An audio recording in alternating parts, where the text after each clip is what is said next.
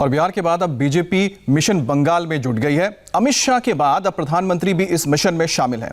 लगातार दूसरे दिन प्रधानमंत्री ने मिशन बंगाल को लेकर बात की। मौका जेएनयू में स्वामी विवेकानंद की मूर्ति के अनावरण का था, लेकिन मोदी ने एक तीर से दो निशाने लगाए और बताया कि बंगाल में कैसे ममता और लेफ्ट को साइड कर आगे बढ़ा जा सकता है।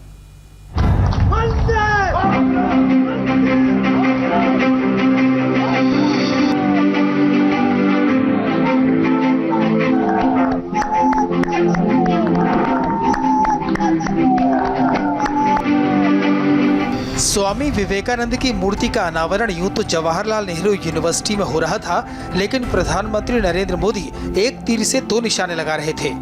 मोदी जानते हैं कि बंगाल में परचम लहराना है तो ममता बनर्जी की चुनौती को पार करना ही पड़ेगा, साथ ही लेफ्ट को भी साइड लगाना पड़ेगा।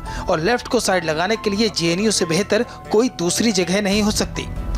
हर कोई अपनी विचारधारा पर गर्व करता है, ये स्वाभाविक भी है, लेकिन फिर भी हमारी विचारधारा राष्ट्रहित के विषयों में राष्ट्र के साथ नजर आनी चाहिए, राष्ट्र के खिलाफ कतई नहीं। राजनीति में प्रतीकों की बड़ी अहमियत है और इस बात को नरेंद्र मोदी से बेहतर कोई नहीं जानता। स्वामी विवेकानंद बंगाल के सांस्कृतिक स्तंभ हैं, बंगाली अस्मिता के प्रतीक हैं। उनकी मूर्ति जेएनयू में लगाने का संदेश बिल्कुल साफ और स्पष्ट है। अब परिवर्तन की बारी बंगाल की है। जहां कभी बरसों तक लेफ्ट ने राज किया, उसी बंगाल में बीजेपी स्वामी विवेकानंद को अपनी सियासत का चेहरा बनाकर ममता के गढ़ नबन्नो में दाखिल होना चाहती है। नबन्नो यानी पश्चिम बंगाल की हुकूमत का हेडक्वार्टर, जहाँ अभी ममता बनर्जी काबिज है। ये प्रतिमा हमें राष्ट्र के प्रति अगाध समर्पण सिखाएं, प्रेम सिखाएं, intense love for our country, जो स्वामी जी के जीवन का सर्वोच्च संदेश है। ये प्रतिमा देश को विजन ऑफ वननेस के लिए प्रेरित करे, जो स्वामी जी के चिंतन की प्रेरणा रहा है।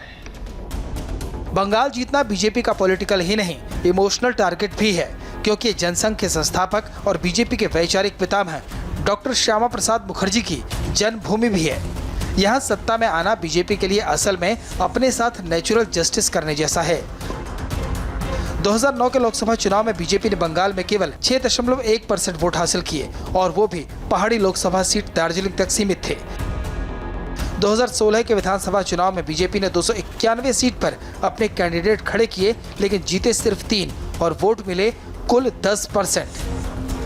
2018 के पंचायत चुनाव में बीजेपी टीएमसी के बाद राज्य की दूसरी सबसे बड़ी पार्टी बनकर उभरी। कांग्रेस और लेफ्ट की सीटों को मिला दें तो बीजेपी ने उससे भी ज्यादा सीटें जीती। लेकिन बंगाल में मोदी मैग्नेट का इफेक्ट 2019 के लोकसभा चुनाव में और भी क्लियर हो गया। 2019 के लोकसभा चुनाव में बीजेपी ने बंगाल में 18 सीटें जीती और 41% वोट शेयर के साथ बंगाल में बीजेपी नंबर 2 बन गई। लोकसभा इलेक्शन में बीजेपी 120 असेंबली सेगमेंट में नंबर 1 पार्टी थी। आज सिस्टम में जितने रिफॉर्म्स किए जा रहे हैं, उनके पीछे भारत को हर प्रकार से बेहतर बनाने का संकल्प है। आज हो रहे रिफॉर्म्स के साथ नियत और निष्ठा पवित्र है। बंगाल में 2021 में विधानसभा चुनाव है और मोदी को पता है कि स्वामी विवेकानंद की मूर्ति का अनावरण हो या फिर दुर्गा पूजा के पंडाल का उद्घाटन, ये सब सियासत में जीत के औजार हैं। इसलिए पीएम मोदी का पहली बार जेएनयू के किसी कार्यक्रम में शामिल होना और स्वामी विवेकानंद की मूर्ति का अनावरण करना कोई संयोग नहीं है। भले ही पीएम मोदी ने खुलकर लेफ्ट संगठनों का नाम नहीं लिया, ममता बनर्जी का नाम नहीं लिया, लेकिन उनके विचार बंगाल में वामपंथी विचारधारा और ममता सरकार पर सीधा अटैक कर रहे थे।